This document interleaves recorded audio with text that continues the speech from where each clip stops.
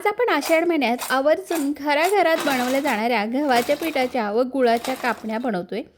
कापण्या बनवताना बऱ्याच वेळेला त्या वातड किंवा चिवट होतात. तर असं होऊ नये म्हणून योग्य प्रमाणामध्ये अगदी खुसखुशीत कापण्या कशा करायच्या ते आज आपण बघतोय. रेसिपीला सुरुवात करूयात.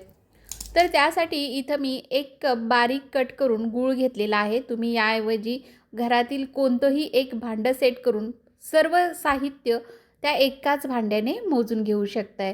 आता ज्या कपाने आपण गूळ घेतला ना त्याच कपाने पाऊण कप इतकं आपल्याला पाणी घ्यायचं आहे. म्हणजे अर्ध्या कपाला थोडंसं वर इथं मी पाणी घेतलेलं आहे आणि गॅस चालू करून हे आपल्याला फक्त गूळ विरघळवून घ्यायचा आहे. याचा पाक वगैरे नाही बनवायचा.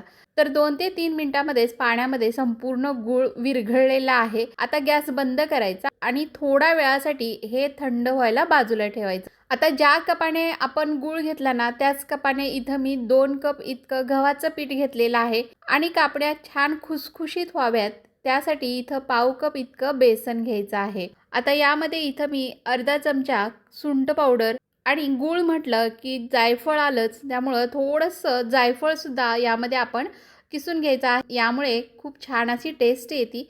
1 चमचाभर कच्ची कुटलेली बडीशेप घालायची. गोडाचा जरी पदार्थ असला तर चिमूटभर मीठ घातलं ना की त्याची चव खुलून येते. आणि आता हे सर्व जिन्नस कोरडे चांगले एकजीव करून घ्यायचे, चांगले मिक्स करून घ्यायचे. आता इथं या कडल्यामध्ये आपल्या तेलाच्या डब्यामध्ये जी पळी असते ना त्या पळीने 2.5 चमचे इतकं तेल घेतलेलं आहे. हे आपलं तेलाचं मोहनाचं जे प्रमाण आहे ते अगदी योग्य आहे. त्याने कापण्या अगदी मस्त खुसखुशीत होतात. आता हे आपल्याला गरम करून या पिठामध्ये घालायचं आहे आणि पिठाला चांगलं चोळून हे मोहन लावून घ्यायचं आहे. पिठाला छान असं मोहन लागलं गेलं. आता यामध्ये थोडंसं गुळाचं पाणी घालायचं आणि पीठ आपल्याला मळून घ्यायचं आहे. पिठामध्ये लागेल एवढंच थोडं असं गुळाचं पाणी घालायचं. एक्स्ट्रा पाणी घ्यायचं नाही. जर वाटलं की पीठ थोडंसं सैलसर होतंय तर तुम्ही इथं एक्स्ट्राचं गव्हाचं पीठ घेऊ शकता. पण बाहेरचं शक्यतो पाणी घ्यायचं नाही. त्यामुळे काय होतं की कापण्या वातड होतात. त्यामुळे कोमट आणि हे गुळाचं पाणी खूप थंडसुद्धा करायचं नाही. तर कोमट असतानाच हे पीठ आपल्याला मळून घ्यायचं आहे. तर 1 कप गूळ, पाऊण कप पाणी यासाठी इथं आपल्याला 3 कप गव्हाचं पीठ लागलेलं आहे. आणि हे पीठ आपल्याला खूप सैलसरसुद्धा मळून घ्यायचं नाही. तर पुरीपेक्षा थोडंसं घट्टसर पीठ मळून घ्यायचं म्हणजे कापण्या खूप तेलकट होत नाहीत. पीठ जर सैल झालं ना तर कापण्या थोड्या तेलकट होतात. त्यामुळे घट्टसरच पीठ आपल्याला मळून घ्यायचं आहे. पीठ मळून झाल्यानंतर याच्यावर झाकण ठेवायचं आणि 10 ते 15 मिनिटासाठी याला मुरत ठेवायचं. 10-15 मिनिटांनी पुन्हा एकदा पीठ चांगलं असं मळून घ्यायचं. पीठ मळून झाल्यानंतर चपातीला जसा गोळा काढून घेतो तसा एक उंडा बनवून घ्यायचा. आणि आता इथं लाटण्याला आणि पोळपाटाला मी अगदी किंचित असं तेल लावून घेतलं आहे. पहिल्यांदाच लावायचं, नंतर तेल लावायची आवश्यकता नसते. आणि याच्यावर उंडा ठेवून आपल्याला लाटून घ्यायचं आहे.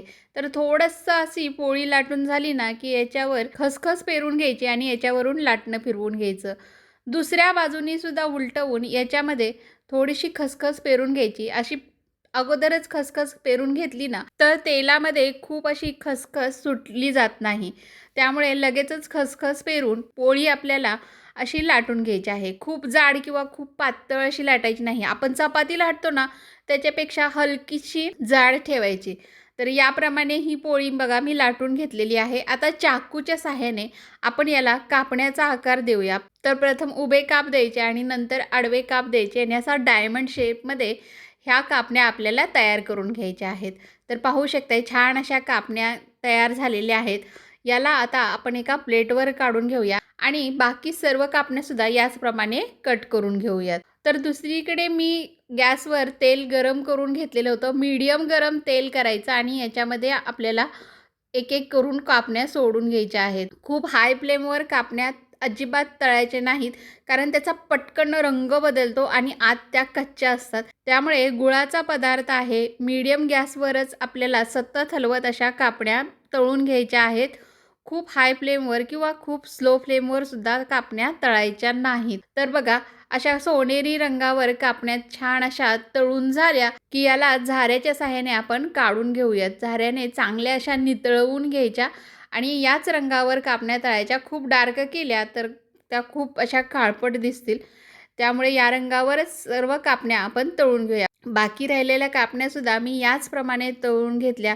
पाहू शकताय खूप मस्त अशा कापण्या तयार झालेल्या आहेत. अतिशय खुसखुशीत तयार झालेल्या आहेत. तुम्ही सुद्धा याप्रमाणे ह्या कापण्या नक्की ट्राय करून बघा. आणि हो, तुमच्याकडे आषाढीला काय तळतात हे कमेंट करून सांगायला विसरू नका.